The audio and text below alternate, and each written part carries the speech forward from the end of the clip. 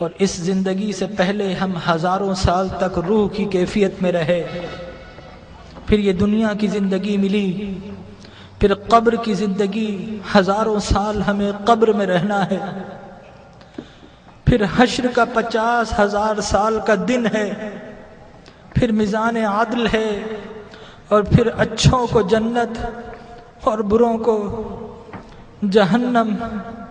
یہ انسانی زندگی کے مراحل ہیں، لیکن انسان کا المیہ یہ ہے کہ انسانی زندگی کا وہ گھر جو سب سے مختصر گھر ہے، انسان نے اسی زندگی کو اپنا سب کچھ سمجھ لیا ہے۔ ہم اس زندگی کے لیے گھر چھوڑنا پڑے تو گھر چھوڑتے ہیں، شہر چھوڑنا پڑے تو شہر چھوڑ دیتے ہیں، وطن چھوڑنا پڑے تو وطن چھوڑ دیتے ہیں، والدین کو چھوڑ دیتے ہیں، اولاد کو چھوڑ دیتے ہیں کہ یہ زندگی اچھی ہو جائے۔ ڈاکٹر کہے کہ تمہارا جسم بیمار ہے، فلاں چیز چھوڑ دو، تو ہم وہ چھوڑ دیتے ہیں، حتیٰ کہ کھانا اور پینا بھی چھوڑ دیتے ہیں۔ لیکن میرے بھائیوں، اپنے دل پر ہاتھ رکھ کر بتاؤ کہ کبھی اللہ اور اس کے رسول کے لیے کچھ چھوڑا ہے؟ اللہ نے کہا کہ برے اعمال چھوڑ دو، تو ہم نے اللہ کے لیے کبھی برے اعمال چھوڑے ہیں؟ اس کے رسول کی محبت کی خاطر کچھ چھوڑا ہے؟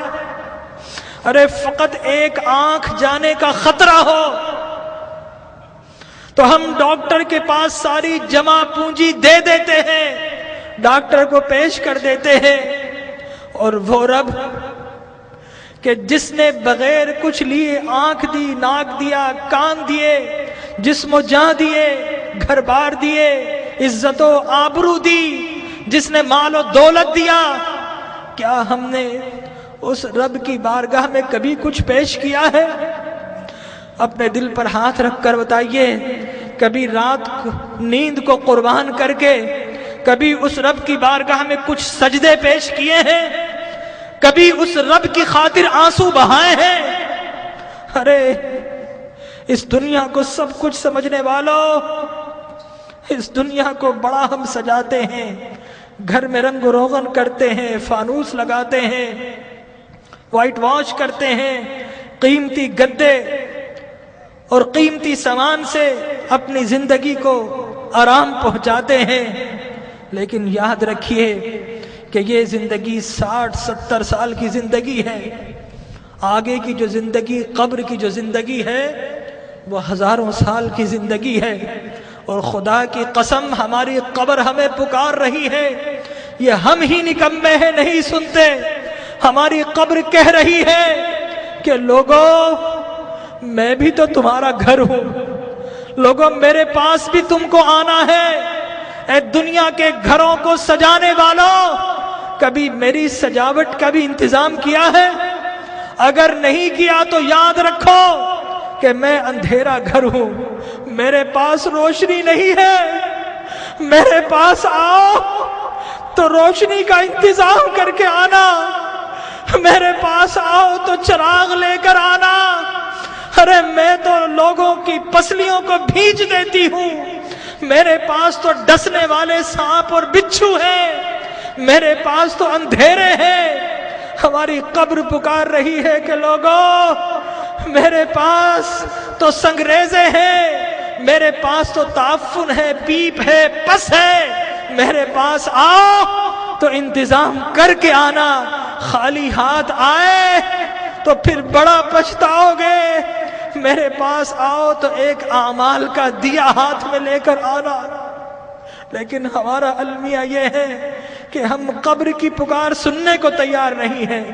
جو بڑے ہیں وہ اپنے کاروبار میں مست ہے، جو جوان ہیں اپنی جوانی کی مستی میں مست ہیں، اس دنیا کی رنگینیوں میں مست ہیں، اور جو چھوٹے ہیں انہیں کوئی بتانے والا ہی نہیں ہے کہ اس دنیا کے بعد ایک اور دنیا بھی ہے، اس زندگی کے بعد ایک اور زندگی بھی ہے۔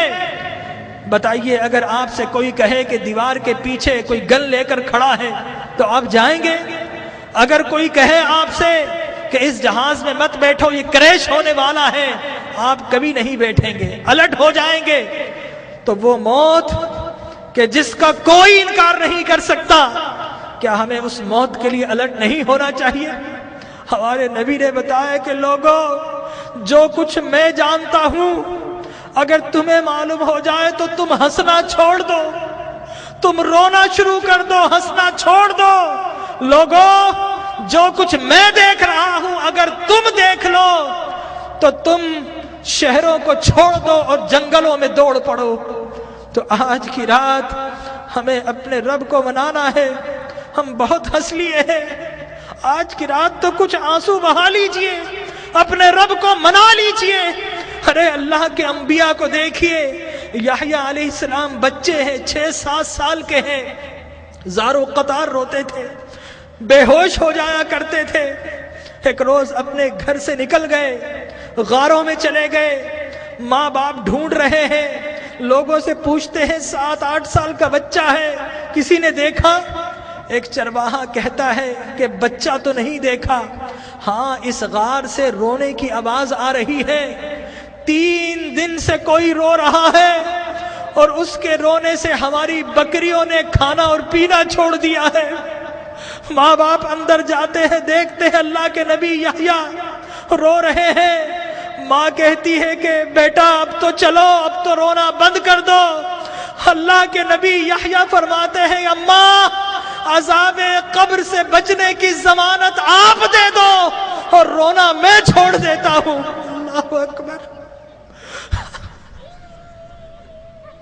تو آج کی رات اپنے رب سے عذاب کی پناہ مانگنی ہے۔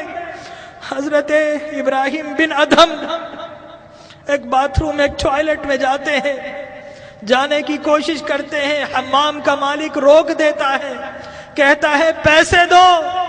حضرت ابراہیم بن ادھم رونا شروع کر دیتے ہیں اور کہتے ہیں کہ یہ لیٹرین جو شیطان کی جگہ ہے، یہاں پر جب بغیر پیسے کے نہیں جا سکتا، ارے اللہ کی وہ جنت جو انبیاء اور اولیاء کے رہنے کی جگہ ہے، وہاں اعمال کے بغیر کیسے جاؤں گا؟